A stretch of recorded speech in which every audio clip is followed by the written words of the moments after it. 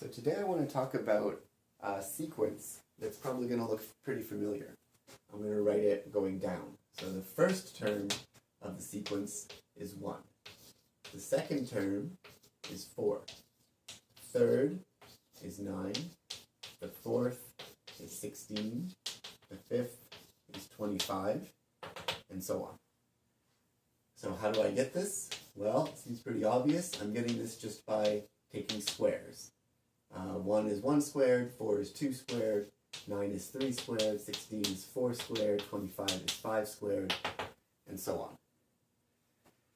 But I want to point out a surprising fact about this, which is that 1 is 1. That part's not surprising. But 4 can also be written as 1 plus 3. And 9 can be written as 1 plus 3 plus 5. And 16 is equal to 1 plus 3 plus 5 plus 7. And 25 is 1 plus 3 plus 5 plus 7 plus 9.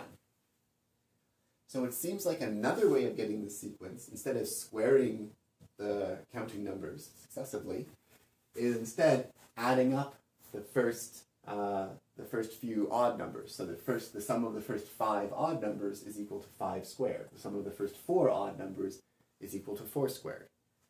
So a question that we might have is, does this pattern continue? And this is, by the way, an example that's brought up a lot to show how the same sequence can be given more than one intuitive description of how you generate it, even though it's the same literal sequence of numbers. So let's look for a second at this sequence of odd numbers, 1, 3, 5, 7, 9. And it's useful to notice that the odd numbers can be given a simple description, which is 1 is 2 times 1 minus 1. 3 is 2 times 2 minus 1. 5 is 2 times 3 minus 1. 2 times 4 minus 1. 2 times 5 minus 1, and so on.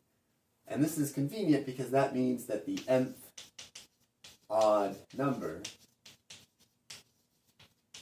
is 2 times n minus 1, just following this pattern.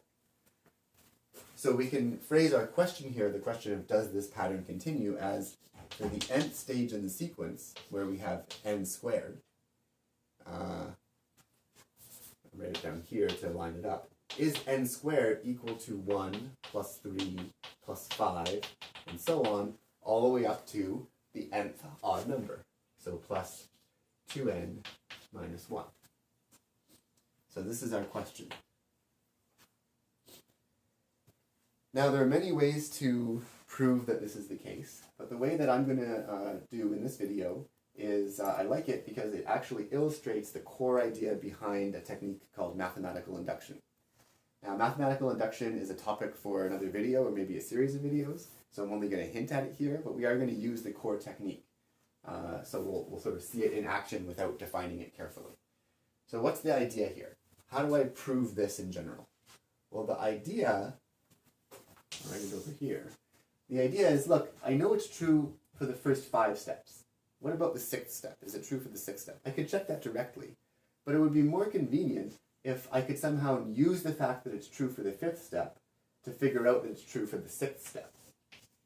And use the fact that it's true for the 6th step to figure out that it's true for the 7th step. If I could do that, then I could sort of piggyback all the way through the whole sequence.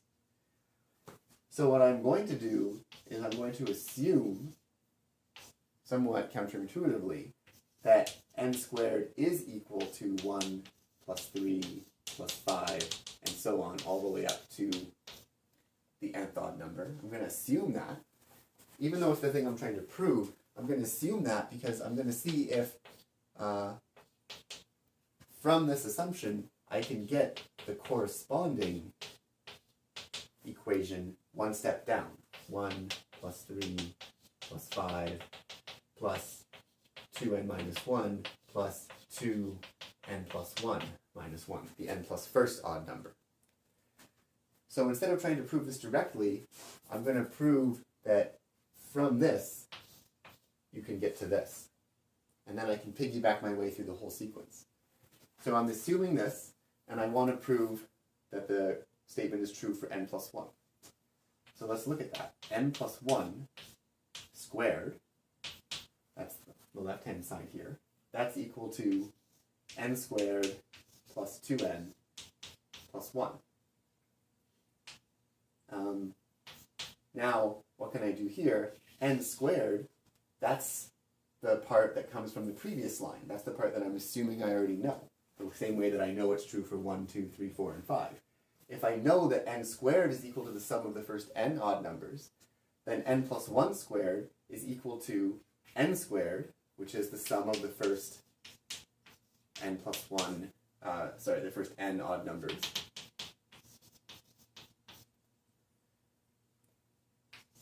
plus the rest, 2n plus 1. Now I can compare that to this part down here, which was 1 plus 3 plus 5 plus 2n minus 1 plus 2n plus 1 minus 1. In other words, the sum of the first n plus 1 odd numbers. Now, if I look down here at this part, I can see just by multiplying it out that 2n plus 1 minus 1 is equal to 2n plus 2 minus 1, which is equal to 2n plus 1. And that means that this sum up here is exactly the same as this sum down here, which means that n plus 1 squared is exactly the same as the sum of the first n plus 1 odd numbers. And I prove that assuming the result is true for n, which I don't know for n, but I do know it for 5. And that's how this works. Since it's true for 5, it must be true for 6. Since it's true for 6, it must be true for 7. And that tells me that it must be true, ultimately, for every number.